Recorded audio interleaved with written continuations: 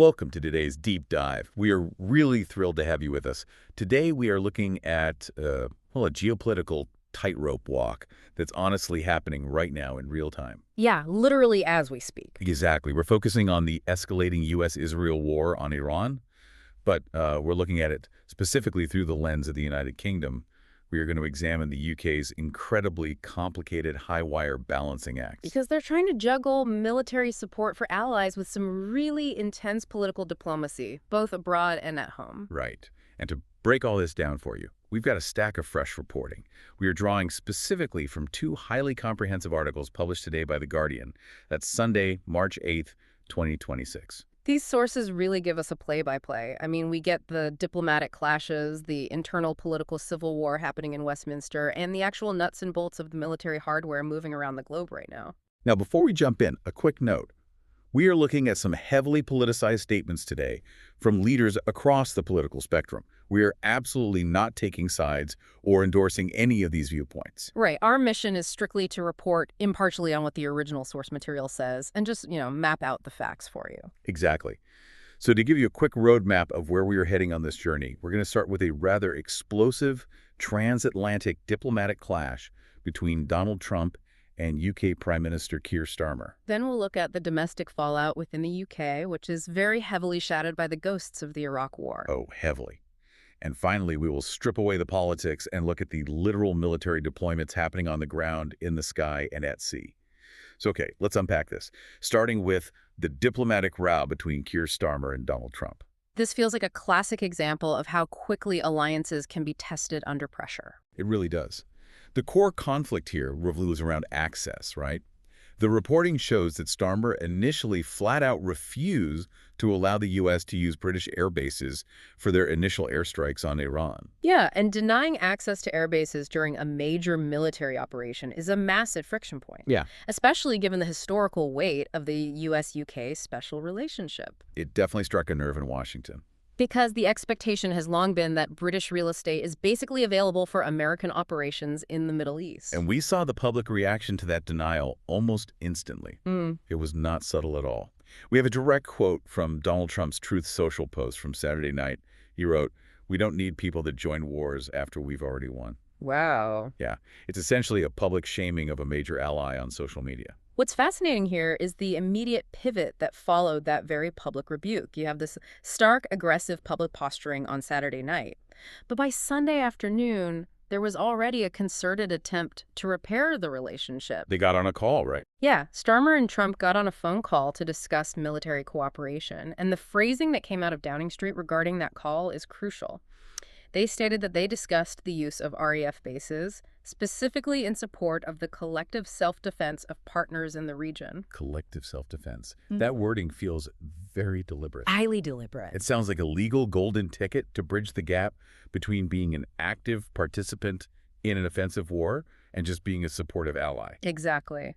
But even with that Sunday pivot, that incredibly fast diplomatic whiplash, the initial hesitation from Starmer sparked a massive debate about what that special relationship actually requires today. Right, and the Guardian pieces highlight two very distinct views on this from within the UK establishment. On one side, you have the former head of the army, Lord Richard Dannatt. Yes. He argued that the US and the UK fundamentally need each other, and he claimed that Starmer essentially ruined the relationship by standing on a, quote, narrow legal point. Dannett's perspective is really rooted in the traditional idea of unconditional, immediate allied support. But I'm reading the response from the UK government itself, and they are fiercely defending that hesitation. A government minister fired back at Dannett's assertion. Why are they willing to risk the relationship over what Dannatt calls a narrow legal point? Well, the minister defended the cautious approach by stating that if you are going to put people in harm's way, you need a legal mandate and a well-thought-through plan from beginning to end. Which makes sense. Right. And the minister went further. They suggested it's quite difficult to see those things, a clear mandate and an endgame plan in the U.S.'s current position on Iran right now. So they essentially argue that taking the time to ensure legal and strategic frameworks are in place puts the UK on the right side of history. Regardless of the sniping from the sidelines, yes. But this clash isn't just happening across the Atlantic. It is causing absolute fireworks domestically in the UK. Westminster is practically tearing itself apart over this. Oh, the political crossfire happening right now is completely entangled with the legacy of the Iraq War. You look at these sources, and it becomes clear you literally cannot understand the current UK political debate without looking at the ghosts of Iraq.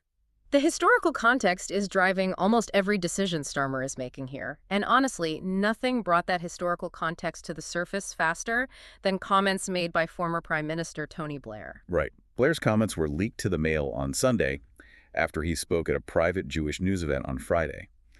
And he was incredibly critical of Starmer's initial hesitation. Yeah, Blair argued that Starmer should have backed America from the very beginning and allowed the Trump administration to use British air bases without question. Blair's exact words were pretty striking. He said, if they are your ally and they are an indispensable cornerstone for your security, you had better show up when they want you to. And we really should add a vital layer of context from the reporting here. Blair is actually a member of the executive board of Trump's Board of Peace. Oh. Yeah, this is an organization viewed as the U.S. president's alternative to the United Nations.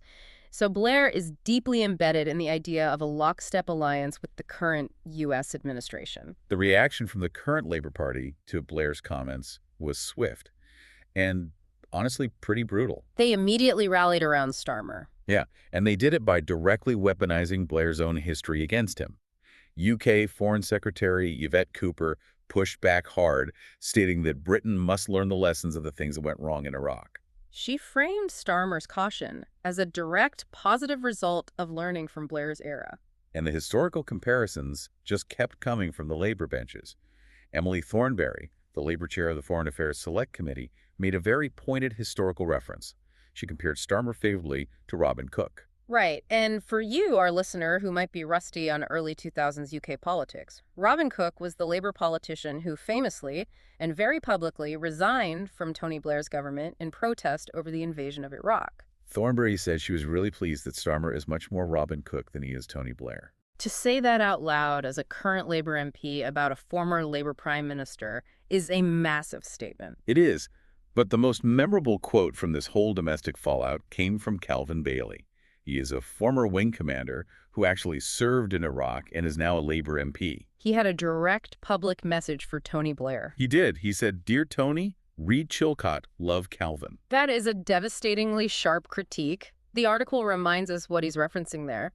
The Chilcott inquiry was the massive, exhaustive public investigation that examined the strategic, legal, and intelligence mistakes made by the UK government before and during the invasion of Iraq. Just to give you a sense of the scale, that inquiry took years and cost £13 million to produce. Bailey is basically telling Blair to go read the official multi-million-pound record of his own mistakes before criticizing the current government's caution. We even saw backbencher Carl Turner chime in, questioning whether anyone on the progressive side of politics would even listen to Blair on this topic, noting that his reputation on Iraq is terrible. Labor is firmly using the memory of Iraq as a shield for Starmer. But it's not just infighting. The conservative attack on Starmer from the opposition benches is incredibly fierce. The conservative opposition sees an opening, and they are not holding back. Shadow Home Secretary Chris Philp called the delay in moving UK warships to the region a dereliction of duty, accusing Starmer of having no foresight whatsoever. And Tory leader Kemi Badenoch took the rhetoric even further. She accused Starmer of lacking the backbone for this moment. She went so far as to call the Labour Party political pygmies playing student union politics. Ian Duncan Smith stepped up to defend Badenoch's aggressive tone. And this is notable because he was the leader of the Conservative Party during the invasion of Iraq. Oh, interesting. Yeah, he argued she had a license to be aggressive about the lack of preparation. He also agreed flat out with Tony Blair, saying Blair was right and suggesting Starmer secretly knows it too. So what does this all mean? We have all this intense diplomacy, these deep historical arguments, these vicious political attacks. But what is the public actually thinking? Because Westminster can yell all day, but the voters have to live with the consequences. Well, the Guardian pieces ground all this rhetoric in some really telling data.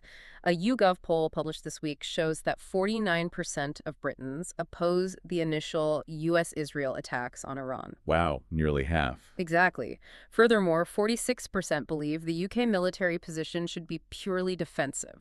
That data point really changes the perspective.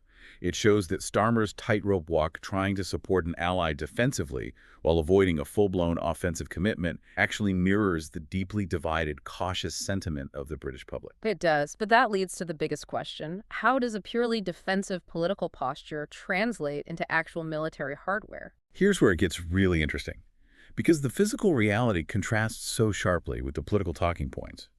Let's look at the distinction the UK is making between offense and defense. They are officially allowing the U.S. to use their bases for defensive operations. Right.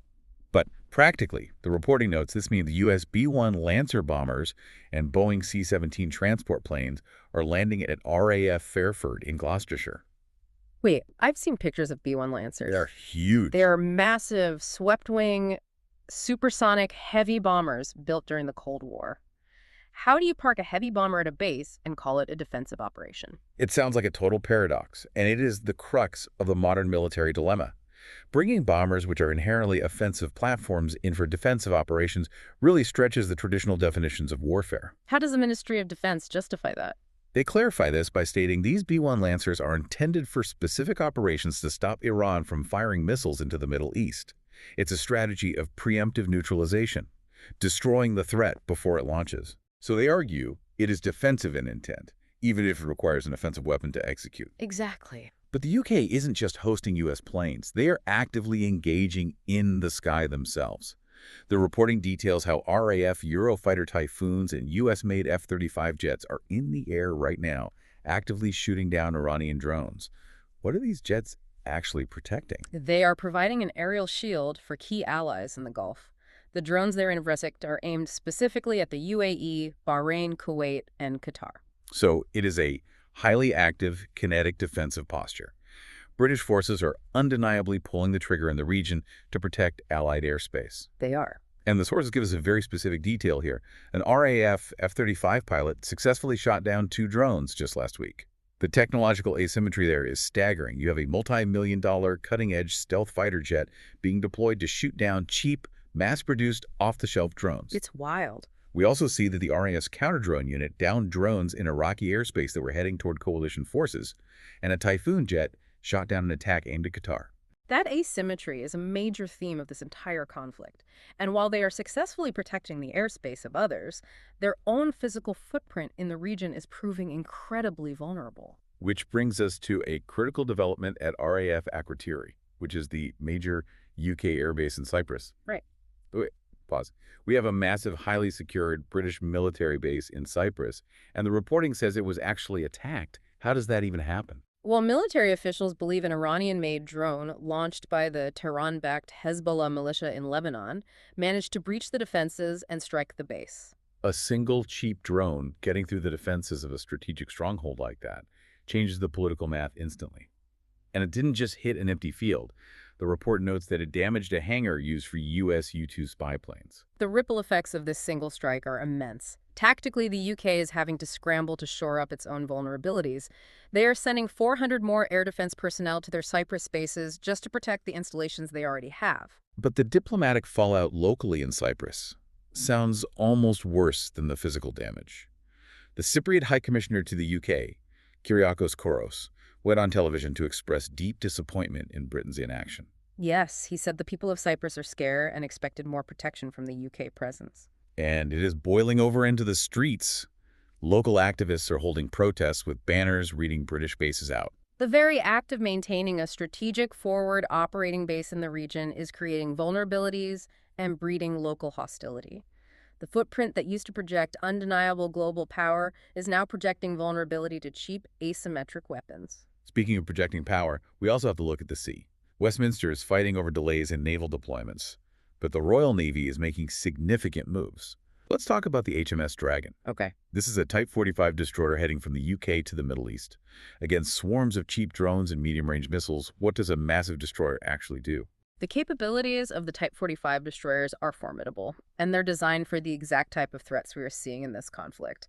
They're basically floating anti-aircraft fortresses explicitly equipped to defend against ballistic missiles and drone swarms. The Royal Navy states the HMS Dragon can launch 8 missiles in under 10 seconds and can guide up to 16 missiles simultaneously. 8 missiles in under 10 seconds. That paints a vivid picture of the kind of split-second, highly automated warfare we are talking about. And back in Portsmouth, the HMS Prince of Wales, one of the Navy's massive aircraft carriers, has had its readiness to move drastically shortened. They cut the timeline to deploy from 10 days down to just 5 days. If we connect this to the bigger picture, there is a sobering reality beneath these impressive statistics. The article quotes Matthew Saville from the RUSI Defense think tank. He points out a structural truth about the UK military today. What's that? He notes that while the UK used to have a heavy, undeniable maritime presence in the Middle East, that presence has been dwindling for a number of years. So, despite sending highly capable, state-of-the-art ships like the HMS Dragon, the overall volume and physical mass just isn't what it used to be. Exactly. Saville notes the UK is operating from a much lower baseline than in previous decades. The armed forces are going through a wider transition period.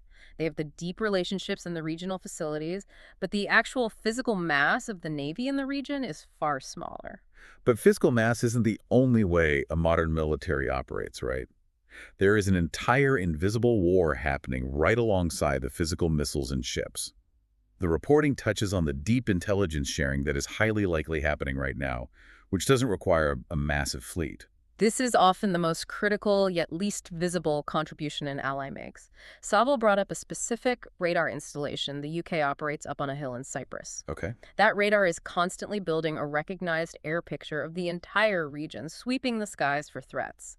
Meanwhile, there's a massive U.S. carrier group sitting in the eastern Mediterranean. The implication in the reporting is that the UK is silently feeding that massive high-fidelity radar picture directly to the US forces and receiving data back. It is the invisible glue keeping these operations functioning.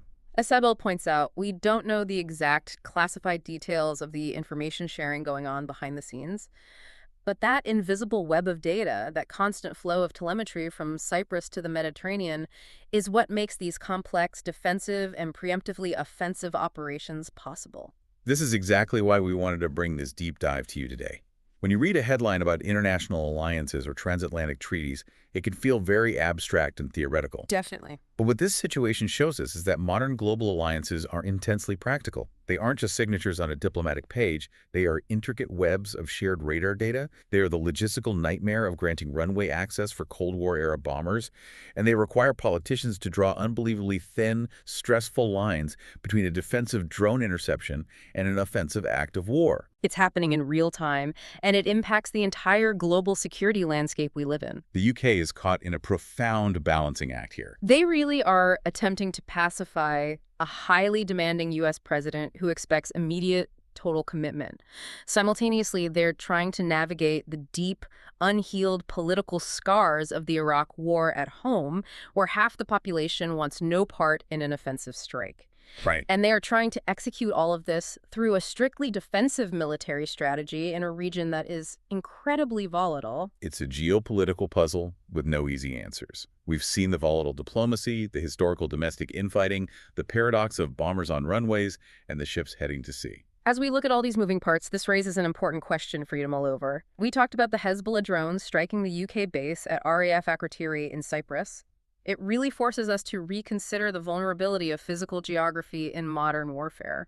Well, if cheap, easily produced, long-range drones can bypass multi-million-dollar defense systems to strike island bases that were once considered untouchable strategic strongholds, are traditional overseas military bases becoming more of a liability than an asset in the wars of the future? Are we witnessing the end of the era where a flag planted on a distant island guaranteed secure power projection? That is a phenomenal question to leave on. The nature of how these nations protect themselves and where they do it from is fundamentally shifting right before our eyes. We want to warmly thank you for joining us on this deep dive today. We hope this helped untangle the incredibly complex realities hiding just behind the headlines. Keep questioning, keep exploring, and we'll see you next time.